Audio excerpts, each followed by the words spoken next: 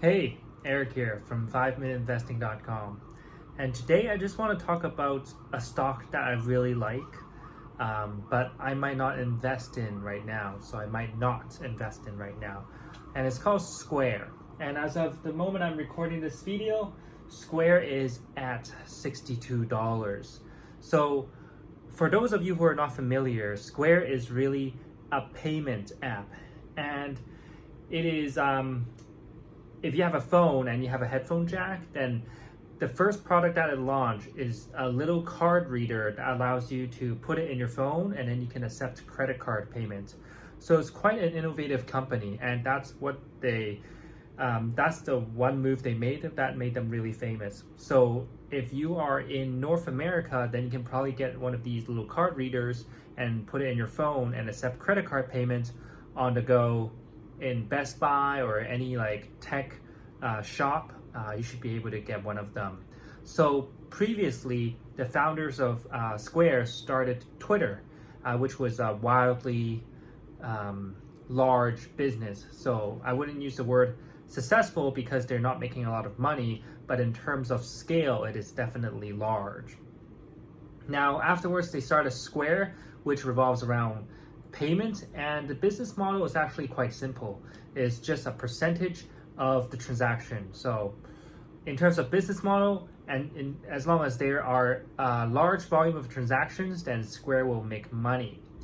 Now, ever since its IPO in 2016 or so, then you'll see that Square has been going up quite a bit. And I really want to buy Square, but it hasn't been going on a discount, so I haven't gotten the opportunity to buy it. Now, right now it's $62, and it has been hovering at this range for just around 12 months. And I would say right now it's considered to be a low or a semi-low, but I still don't want to buy it. And the reason is because when I'm looking at what the insiders are doing, the CEO, the CFOs, I can see that they're selling the stock at this price, like 60 something dollars. And to me, as a long-term investor, that's a real turnoff because, if I'm going to invest in a company, I much rather that the company insiders are also investing in it instead of trying to sell it. Because in a way, if you are investing when the CEO is selling, then essentially I'm just taking stock from his portfolio and put it on my portfolio. So if the founders or the management of the company think that the stock is overvalued, then to me it is actually a red flag and I would actually avoid it. And if I see that the insiders are buying the stock instead of selling it, then to me that is a huge green light, and I would actually be very willing to invest in that stock.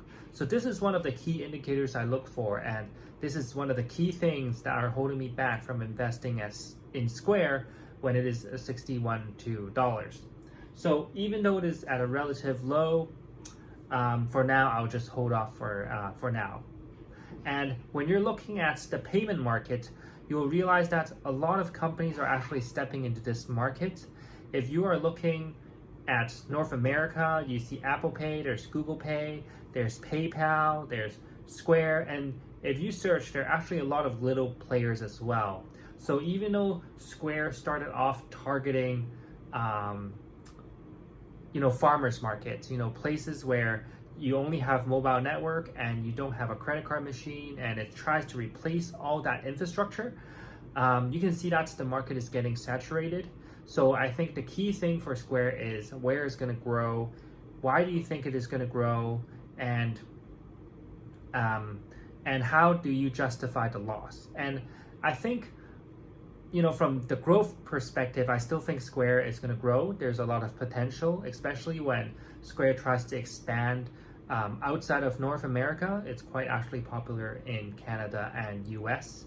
So once it starts expanding outside of North America, then obviously the company will continue to grow.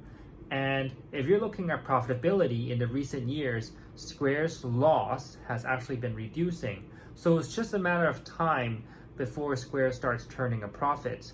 So that might be in the next 2 years or 4 years. So when that happens, I expect that there's going to be a jump in price for Square. So it's just a matter of waiting. But having said that, like I said, the biggest holdback for me is still the management selling the stock at this price. So for me, I'll just wait a little bit longer. And that's it for this video. I'm just sharing with you my view on Square and why I haven't invested in it yet. So thank you for watching the video. If you are interested in learning more about how I invest in the market, then you can actually go into the description. The first link is a free webinar where you will learn more about my story, my investing strategy, and how it works and everything. And I also offer free consultations in the second link below, so you can click on that, but make sure you watch the free webinar first. So there's also a couple of videos I recommend, and you can watch that down below as well. So if you have any questions, feel free to leave a comment, and if you like this video, you can click the like and share button, and yeah, share that with a friend. I'll see you in the next video.